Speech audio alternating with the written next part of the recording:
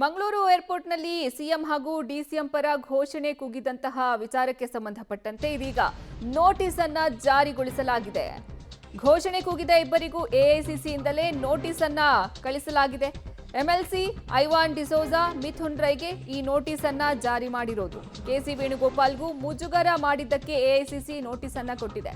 ಕಾರಣ ಕೇಳಿ ಎಐಸಿಸಿ ಕಾರ್ಯದರ್ಶಿ ರೋಸಿ ಜಾನ್ ಈ ನೋಟಿಸ್ ಅನ್ನ ಕೊಟ್ಟಿರೋದು. ಮಂಗಳೂರು ಏರ್ಪೋರ್ಟ್ನಲ್ಲಿ ಸಿಎಂ ಹಾಗೂ ಡಿಸಿಎಂ ಪರ ಘೋಷಣೆಯನ್ನ ಕೂಗ್ತಾರೆ. ಘೋಷಣೆ ಕೂಗಿದ ಇಬ್ಬರಿಗೂ ಸಹ ಎಐಸಿಸಿಯಿಂದ ನೋಟಿಸ್ ಅನ್ನ ಕೊಡಲಾಗಿದೆ.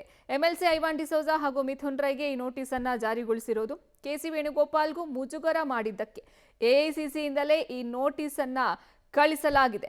ಕಾರಣ ಕೇಳಿ ಎಐಸಿಸಿ ಕಾರ್ಯದರ್ಶಿ ರೋಸಿ ಜಾನ್ ನೋಟಿಸ್ ಅನ್ನ ಕೊಟ್ಟಿದ್ದಾರೆ ಇವರಿಬ್ಬರಿಗೂ. ಎಂಎಲ್ಸಿ ಐವಾನ್ ಡಿಸೋಜಾ ಹಾಗೂ ಮಿಥುನ್ ರೈಗೆ ಈ ನೋಟಿಸ್ ಅನ್ನ ಜಾರಿ ಮಾಡಲಾಗಿದೆ. ಮಂಗಳೂರು ಏರ್ಪೋರ್ಟ್ನಲ್ಲಿ ಬಂದಾಗ ಸಿಎಂ ಹಾಗೂ ಡಿಸಿಎಂ ಪರ ಘೋಷಣೆಯನ್ನ ಕೂಗಿದ್ರು.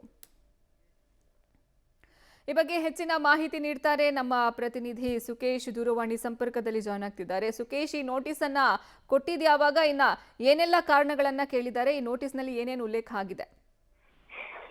ಕಾವ್ಯ, ವಿಶೇಷವಾಗಿ ಮಂಗಳೂರಿಗೆ ಎಐಸಿಸಿ ಪ್ರಧಾನ ಕಾರ್ಯದರ್ಶಿ ಕೆಸಿ ವೇಣುಗೋಪಾಲ್ ಬಂದಂತ ಸಂದರ್ಭದಲ್ಲಿ ಅಲ್ಲಿ ಡಿಸಿಎಂ ಡಿಕೆ ಶಿವಕುಮಾರ್ ಪರವಾಗಿ ಮಿಥುನ್ ರೈ ಮತ್ತು ಅವರ ಟೀಮು ಘೋಷಣೆಯನ್ನು ಕೂಗಿದ್ರು.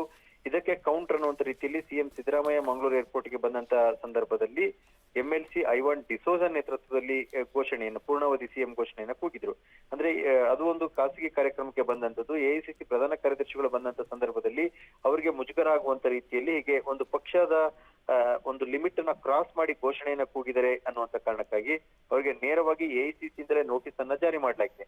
ಎಐಸಿಸಿ ಜಾರಿ ಮಾಡಿರುವಂತ ನೋಟಿಸ್ ಅಂದ್ರೆ ಎಐಸಿಸಿ ಪ್ರಧಾನ ಕಾರ್ಯದರ್ಶಿಗಳಿಗೆ ಮುಜುಗರ ಮತ್ತು ಪಕ್ಷದ ಲಿಮಿಟ್ ಅನ್ನ ಕ್ರಾಸ್ ಮಾಡಿರುವುದು, ಪಕ್ಷದ ಶಿಸ್ತನ್ನ ಮೀರಿರುವುದು, ಯಾವ ಕಾರಣಕ್ಕಾಗಿ ಸಂದರ್ಭದಲ್ಲಿ ಘೋಷಣೆಯನ್ನ ಕೂಗಿದ್ರಿ ಅನ್ನುವಂತ ಕಾರಣವನ್ನ ಕೇಳಿ ಎಂಎಲ್ಸಿ ಐವಾನ್ ಡಿಸೋಜಾ ಹಾಗೂ ಮಿಥುನ್ ರೈ ಇಬ್ಬರಿಗೂ ಕೂಡ ನೋಟಿಸ್ ಅನ್ನ ಜಾರಿ ಮಾಡಿದರೆ ಎಐಸಿಸಿಯ ಕಾರ್ಯದರ್ಶಿಗಳನ್ನು ಮಾಹಿತಿ ಕೂಡ ಬರ್ತಾ ಇದೆ.